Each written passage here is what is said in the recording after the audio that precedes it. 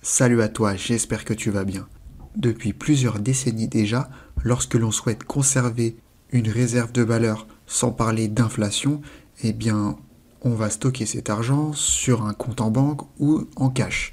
Eh bien, si l'on applique ce même principe aux crypto-monnaies, l'idée ici est de pouvoir conserver son argent liquide investi sans changer de valeur dans le temps, d'être toujours transférable et échangeable, mais en restant de la crypto-monnaie. C'est ce que nous allons voir dans cette nouvelle vidéo. Je tiens avant tout à préciser que cette vidéo a été réalisée à des fins éducatives et de divertissement uniquement, et que dans ce contexte, je ne suis pas conseiller financier et que tu es l'unique et seul responsable de tes investissements. Bienvenue sur la chaîne Millionnaire Evolution. Ici, on évoque des thèmes autour des crypto-monnaies en utilisant des analogies, des histoires et des exemples inspirants que tu pourras facilement comprendre afin de t'aider à développer tes compétences dans les crypto-monnaies. Allez, c'est parti.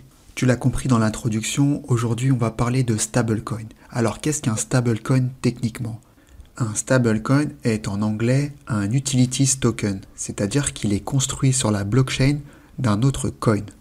Et donc si tu ne connais pas la différence entre coin et token, je t'invite à consulter ma vidéo réalisée précédemment.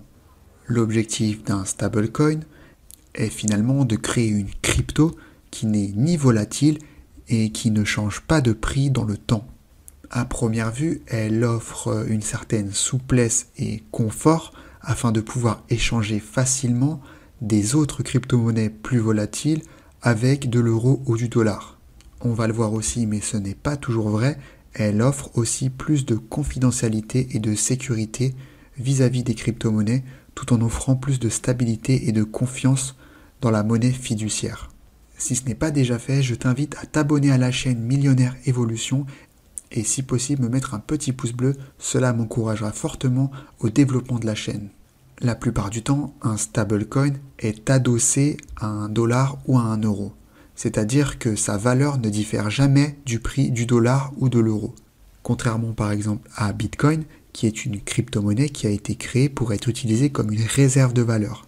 Du fait que Bitcoin est encore assez méconnu du grand public, mainstream, eh bien sa valeur fluctue énormément, à tel point qu'il est classé comme un investissement très spéculatif vis-à-vis des investissements plus traditionnels comme la bourse. Tout à l'heure, j'ai parlé de plus de confort, cela vient du fait de pouvoir stocker de l'argent tout en utilisant une technologie cryptographique, mais sans prendre le risque de risquer son investissement avec les fluctuations et les variations de prix. Eh bien, les stablecoins sont le meilleur moyen dans le monde des crypto-monnaies aujourd'hui de pouvoir prendre des positions de manière simple et plutôt sans risque. Avant de détailler plus précisément les différents types de stablecoins, il est important de rappeler quelle est la différence ou les différences entre un système centralisé et un système décentralisé. Lorsqu'on va parler d'exchange centralisé, ceci est un exchange qui est détenu par une seule entité, telle que Coinbase par exemple. Celle-ci va te permettre d'acheter et de vendre des crypto-monnaies, puisqu'il s'agit finalement d'une entreprise, et ils sont techniquement réglementés par le gouvernement.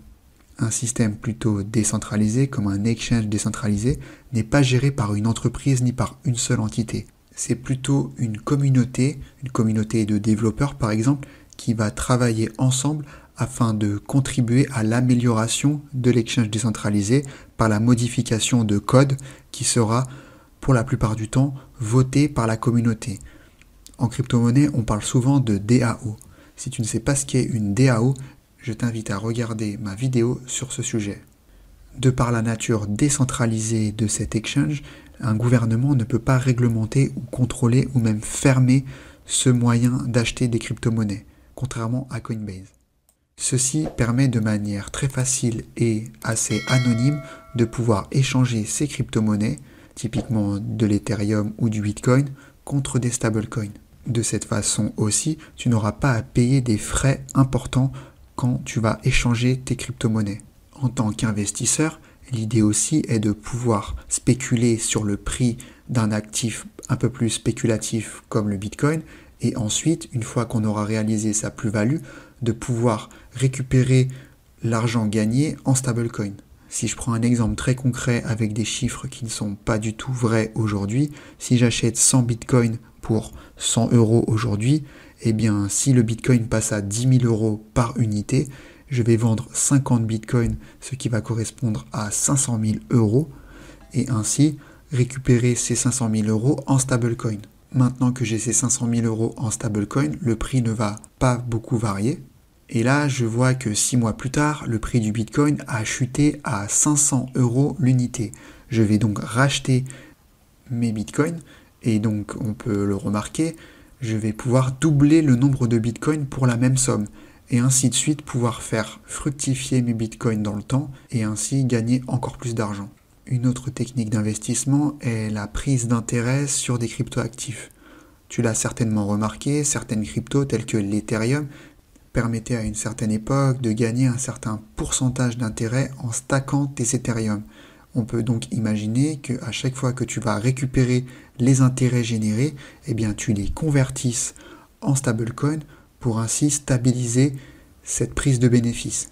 Ainsi, même si l'Ether chute drastiquement à court terme, eh bien, tu auras toi de ton côté récupéré tes intérêts en stablecoin et tu ne subiras donc pas cette chute. Si on continue un peu plus dans les stablecoins, on va voir quelques notions techniques à connaître.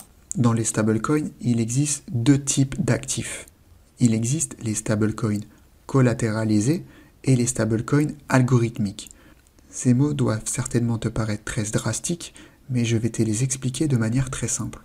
La collatéralisation de la monnaie fiduciaire signifie que chaque pièce émise est garantie par quelque chose dans la plupart des cas, et dans ce cas, c'est la plupart du temps $1 ou €1. C'est le cas pour les stablecoins USDT de Tether et USDC de Coinbase. Cela veut dire que les sociétés telles que Tether ou Coinbase s'engagent à ce que chaque pièce émise de leur stablecoin correspond à un actif réel financier. On va le voir que dans la réalité, ce n'est pas toujours vrai. Et cela crée beaucoup de rumeurs sur le fait que, par exemple, Tether ne disposerait pas de la totalité des fonds collatéralisés. La deuxième méthode de collatéralisation est plutôt algorithmique, c'est-à-dire que certaines stablecoins sont contrôlées par des contrats intelligents. Si tu ne sais pas ce que c'est un contrat intelligent, je t'invite à regarder ma vidéo sur ce sujet. L'avantage de cette méthode est qu'elle est très facile à vérifier puisqu'elle est régie par un contrat intelligent ou smart contract. Il suffit donc de jeter un coup d'œil au code du contrat intelligent et de voir que celui-ci est en bonne et due forme. Un des autres avantages à cette méthode est qu'il n'y a pas d'actifs physiques collatéralisés à voler. Les inconvénients, au contraire, sont assez nombreux. Le premier, d'une part, est du fait qu'on est basé sur un algorithme, eh bien on a beaucoup de volatilité vis-à-vis de ce stablecoin. Tout simplement parce que l'algorithme doit, de manière continue, ajuster le prix du stablecoin au niveau de l'offre et de la demande. Pour conclure, les stablecoins sont achetés et vendus à la fois sur des exchanges centralisés et décentralisés. Les exchanges centralisés que je recommande pour acheter des stablecoins et ensuite des crypto-monnaies sont Binance, Coinbase ou encore Gemini. Et sur les exchanges décentralisés, vous pouvez très bien vous rendre sur Uniswap ou encore PancakeSwap. Avant que tu te jettes sur ces plateformes pour acheter tes premières crypto-monnaies, eh bien, je tiens à t'avertir sur certains aspects. Le premier est l'absence d'assurance en cas de perte de ton argent. C'est-à-dire que si tu es amené à trader des stablecoins sur une plateforme, eh bien, sache que dans la majorité des cas, tu ne vas pas retrouver ton argent. L'autre problématique qui peut se poser est que si l'exchange centralisé fait faillite, c'est-à-dire que si l'exchange disparaît du jour au lendemain avec l'argent de ses utilisateurs, eh bien dans la majorité des cas, tu vas perdre ton argent. Le troisième point important à soulever est que tout à l'heure j'ai parlé de collatéralisation, eh bien certaines sociétés telles que Tether qui proposent l'USDT pourraient ne pas être soutenues par de véritables liquidités. Cela pourrait faire drastiquement fluctuer le prix et ainsi que celui-ci ne soit plus collatéralisé directement avec $1 ou €1. Je termine par le fait que les stablecoins restent et seront à l'avenir une grande innovation dans l'univers des crypto-monnaies. Ils permettent d'échanger de manière simple des crypto-monnaies et ainsi gagner en stabilité et en confort. Garde à l'esprit d'être toujours prudent lorsque tu vas investir et fais tes propres recherches. J'espère que tu as apprécié ce contenu. Une nouvelle fois, n'hésite pas à t'abonner à la chaîne Millionnaire Évolution et je te dis à la prochaine. Ciao!